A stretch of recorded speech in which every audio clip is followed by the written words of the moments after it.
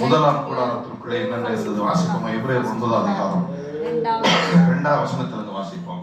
எப்படி ஒரு கூடாரம் உண்டாக்கப்பட்டிருந்தது. அதன் முந்தின பாகத்தில் குத்துவிளக்கும் மேஜையும் தேவ சமூகத்தின் அப்பமும் இருந்தன. அது பரிசுத்த ஸ்தலம் எனப்படும். 2ஆம் திரைக்குள்ளே மகா பரிசுத்த ஸ்தலம் எனப்பட்ட கூடாரம் இருந்தது. அதிலே பொன்னால் செய்த தூப கலசமும் முழுவதும்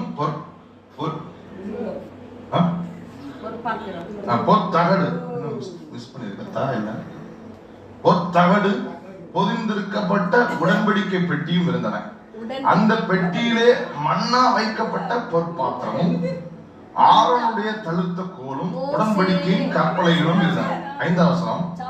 அதற்கு மேலே மகிமை உள்ள கேருபீன்கள் வைக்கப்பட்ட கிருபாசனத்தை நிழலிட்டிருந்தன.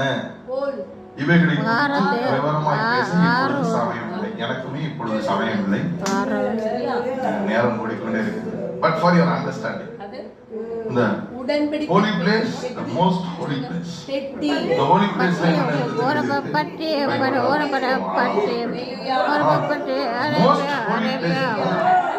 ஆரோனுடைய தழுத்தக்கோல் கற்பலைகள்